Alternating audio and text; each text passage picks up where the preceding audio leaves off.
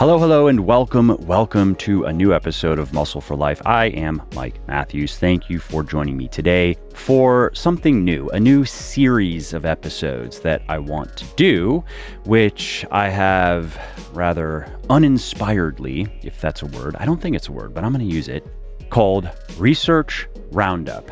If people like these episodes and I get good feedback on them, so please do let me know what you think. Email me, mike@muscle4life, forlife.com. Then I might rebrand these episodes. But for now, it is Research Roundup. Now, what is this series going to be? Well, there is a ton of scientific research that gets published every year. It has been estimated that the number of papers is over 2 million per year. And if you narrow your focus to fitness research, it still would take several lifetimes to unravel the hairball of studies on nutrition, training, supplementation, and related fields. And that's why my team and I put a lot of time into reviewing and dissecting and describing scientific studies in articles, podcasts, and books. And while the principles of proper eating and exercising are relatively simple and fairly immutable at this point, new research can help us understand why the fundamentals work. They can help us understand how to better implement them, how to get better results with them. And occasionally, every so often, there are new and better methods of eating and exercising and supplementing and living to achieve our health and fitness goals faster. And so in this episode and in this series of episodes, you are going to learn about new research on various things related to building muscle, losing fat, getting healthy, improving well-being, and so on. And in today's episode, I'm going to be talking about the bench press grip, whether or not keto is better than normal dieting for weight loss, how pre-performance rituals can enhance your physical performance, and more.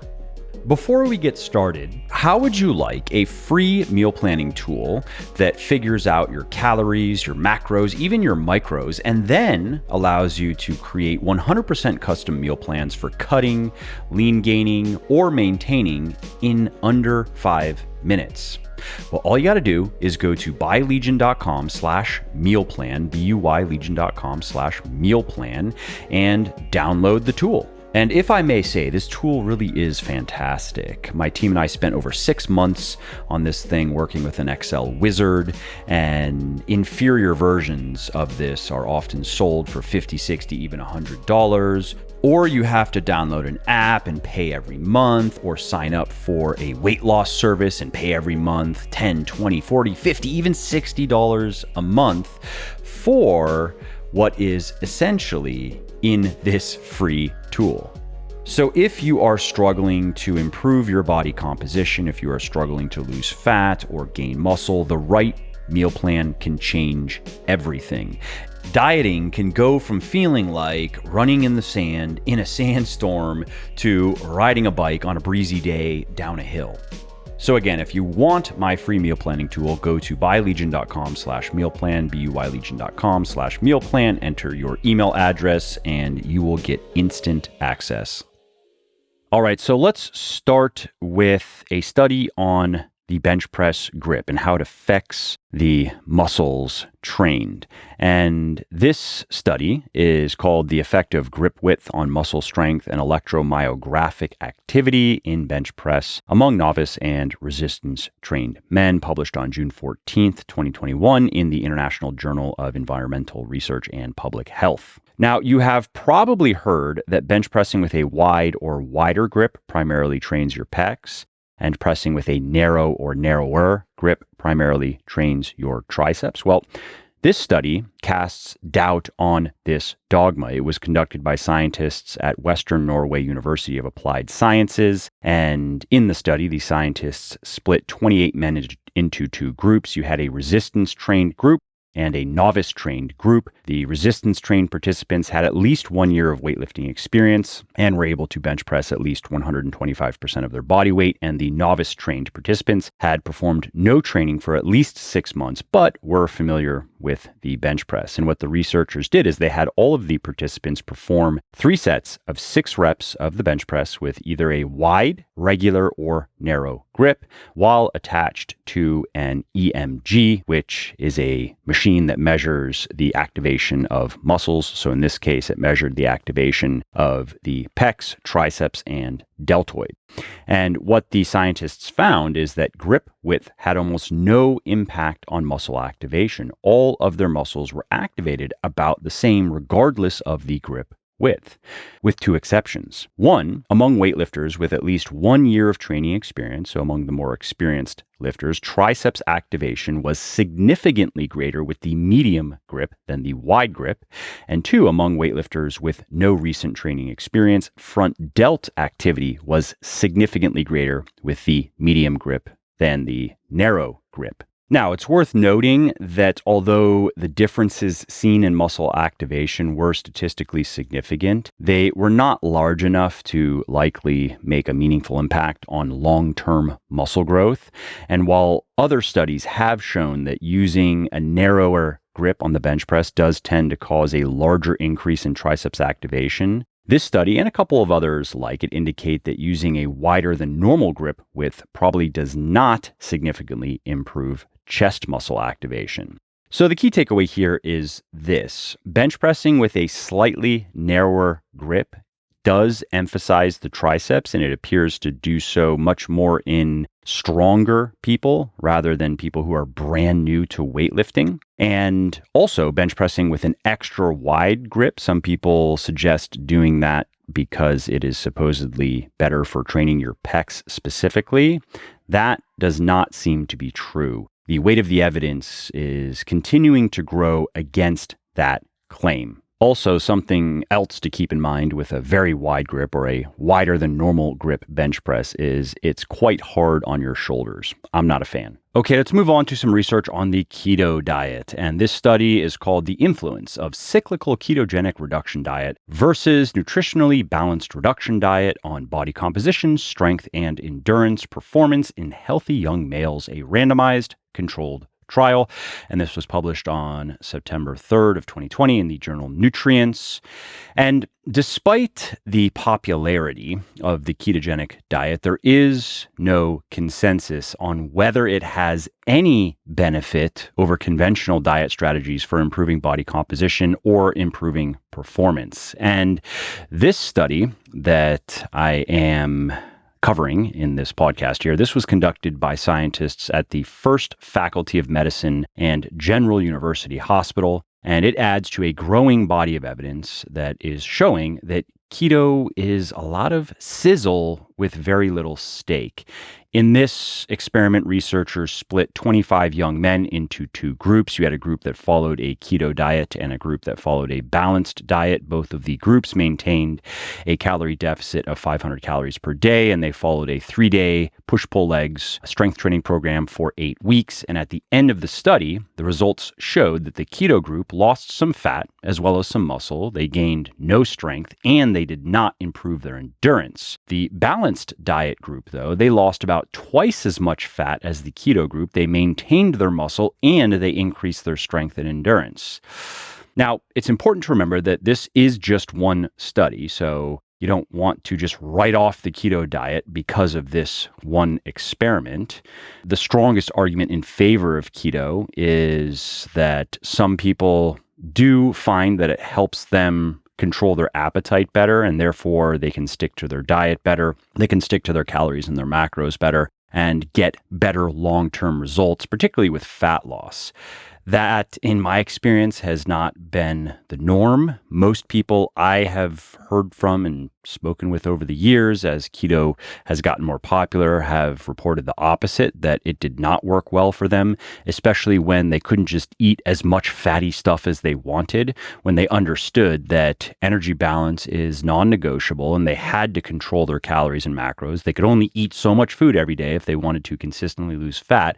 And then when they tried to make that work with the keto diet, again, most people I've heard from did not report success and reported much better success with a more balanced diet. That said, this study is just more evidence that keto is not the one true diet, as many people would have you believe. Okay, next up, we have a study on collagen protein, which is something that I refuse to sell over at Legion, even though many people ask why I don't sell a collagen protein. It is very trendy right now. And here's one of the reasons I don't sell a collagen protein. In this study, which is titled Whey Protein Supplementation is Superior to Leucine-Matched Collagen Peptides to Increase Muscle Thickness During a 10-Week Resistance Training Program in Untrained Young Adults. And this paper was published on January 17th, 2022 in the International Journal of Sports, Nutrition, and Exercise Metabolism. And the key takeaway here is that it showed, as the title implies, that collagen protein is not better for building muscle than whey protein, even when it's spiked with leucine. And I can't say I've even seen a collagen protein on the market spiked with leucine, but even when you match for leucine, which is the essential amino acid most responsible for starting protein synthesis, for triggering protein synthesis. So even when you match the leucine, whey still wins. And so then you might be wondering, why is collagen protein so popular then? Why do so many people sell it? And why do so many people talk about it? Well, so many people sell it because it's very profitable. It is relatively inexpensive, especially compared to a high quality whey protein. And so many people talk about it because the people who sell it pay them to talk about it. It is really that simple. Now, the big problem with collagen protein is it is abysmally low in the amino acids that are most responsible for muscle growth. And to get around this, some people have said that, well, maybe you can just spike the collagen protein, for example, with leucine. Maybe you can add leucine to it to match the amount of leucine that you get from whey protein, for example. And that is a theory that this study tested.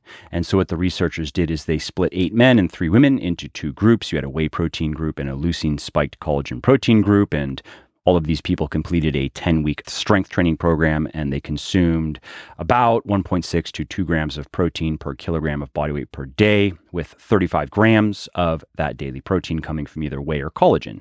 And thanks to the fortification of the collagen protein, it provided about 3 grams of leucine, and the whey protein naturally provided about the same. And the results showed that the whey protein group gained significantly more muscle than the collagen protein group. Specifically, the whey protein group increased their vastus lateralis, which is a quad muscle, size by 8.4% and their biceps size by 10.1%, whereas the collagen group only increased the vastus lateralis by 5.6% and biceps by 6%. Now, why was that? Well, collagen protein's entire amino acid profile is wanting, and you can't make up for that by just adding leucine. And the most likely reason for that is, although leucine does kickstart the muscle building process, you need other amino acids to actually create those new muscle proteins. Therefore, if your goal is to gain muscle, don't waste your money on collagen protein. All right, moving on to a study on Rhodiola rosea, and this study showed that it can boost anaerobic performance as much as caffeine. So this comes from a paper called Effects of Short-Term Rhodiola rosea Golden Root Extract Supplementation on Anaerobic Exercise Performance, and it was published on October 29th, 2018 in the Journal of Sports Sciences. Now, Rhodiola rosea, which is also known as golden root, is a plant that grows in the Arctic regions of Europe, Asia, and North America, and several studies show that it effectively reduces perceptions of mental and physical fatigue, and it improves cognitive performance when you feel tired or stressed. And many people have speculated about its ability to improve physical performance. And to test that theory, scientists at Samford University had 11 women take either 500 milligrams of rhodiola or a placebo 3 times per day for 3 days and then report to the lab for testing. And when the women went to the lab, what they did is take their supplements, so either rhodiola or a placebo, 30 minutes before performing a Wingate test, which consists of 3 15-second all-out cycle sprints separated by 2 minutes of rest. And while the participants did that, the researchers evaluated several measures of anaerobic performance, and the results showed that taking rhodiola improved Wingate performance by 4 to 8.5% on average. And to put that in perspective, a recent study showed that caffeine supplementation only improves Wingate performance by about 3 to 4%. So in other words, rhodiola, in this case, it improved anaerobic performance about as much as caffeine, or even a little bit more so than caffeine. And so if you are interested in improving your anaerobic performance, your ability to do very high intensity exercise, then rhodiola might be worth adding to your regimen. And if that doesn't interest you, there are other reasons why you might want to add rhodiola to your supplementation regimen. For example, studies show that it improves mood and reduces symptoms of stress and depression. It reduces stress-related feelings of fatigue. It can preserve and possibly even enhance cognition and mood during strenuous periods. It may reduce exercise-induced muscle damage, and it may also help the body defend against viral infections. And that is why it is in my supplement called Vitality, which you can learn about over at legionathletics.com. Vitality contains a clinically effective dosage of Rhodiola rosea, along with 3 other ingredients that are designed to help balance hormones, particularly in middle-aged people, increase energy levels, and reduce stress and fatigue. Okay, the final study I want to share with you in today's episode is regarding a pre-performance routine. And this comes from the paper, The Effectiveness of Pre-Performance Routines in Sports, a Meta-Analysis, and this was published on October 14th, 2021 in the journal International Review of Sport and Exercise Psychology. Now, most athletes, professional and amateur, they go through some sort of pre-performance routine before their given sport. For example, before taking a free throw, Michael Jordan would take a shoulder width stance. He would spin the ball in his hands. He would bounce it 3 times. He would fixate on the rim and then spin the ball again before shooting. I know many professional golfers have very specific routines that they go through before every shot. I remember reading about Tiger Woods's pre-performance routine for shots, and somebody had analyzed like hundreds of shots that he had taken and found that his routine barely varied at all. I mean, down to like fractions of a second. He would do the exact same thing in the exact same way at the exact same speed before every shot over the course of hundreds of shots that were analyzed. Now, many people would hear about Michael Jordan's little free throw routine and Tiger Woods's pre-shot routine and think that maybe it's just a tick. It's just kind of an idiosyncrasy, or maybe it's a superstitious habit. But research conducted by scientists at the University of Vienna shows that these routines can give us a performance boost. So in this meta-analysis, the researchers parsed the results of 33 papers and found that regardless of the stakes, the experience of the athlete, or the particulars of the ritual, performing a pre-performance routine improves athletic performance. Now, it's worth noting that none of the studies included in the meta-analysis looked at weightlifting, but I think it's reasonable to assume that pre-performance routines would help us in the gym if we are about to maybe pull a heavy deadlift or do a heavy squat, just as much as it would help Tiger Woods hit a better drive. And for what it's worth, anecdotally, many, if not most, high-level Olympic lifters, power lifters, and other strength athletes, they do use pre-lift routines. Now, what do those routines look like? Well, for some people, They use active imagery. And if you want to learn about that, just head over to legionathletics.com and search for active imagery, and you'll find an article I wrote on it. Pretty interesting research. Weightlifting cues, that's another example that would fall under the heading of a pre-lift routine. And if you want to learn about some great weightlifting cues that can immediately improve your performance, legionathletics.com, search for weightlifting cues. And there are a couple of articles actually on different weightlifting cues, and listening to certain types of music. Many people have, for example, their deadlift song, their squat song, their overhead press song. Some music does just fire us up more than others, and there's research on that as well. And if you want to hear some of my favorite songs for working out, head over to legionathletics.com, search for playlists, and you should see an article called 70 Songs to Work Out To, Picks from My Playlists. Well, I hope you liked this episode. I hope you found it helpful. And if you did, subscribe to the show, because it makes sure that you don't miss new episodes. And it also helps me because it increases the rankings of the show a little bit, which of course then makes it a little bit more easily found by other people who may like it just as much as you.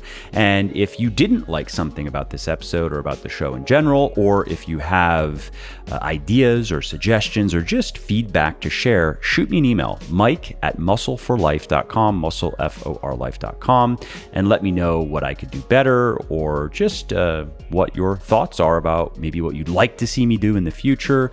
I read everything myself. I'm always looking for new ideas and constructive feedback.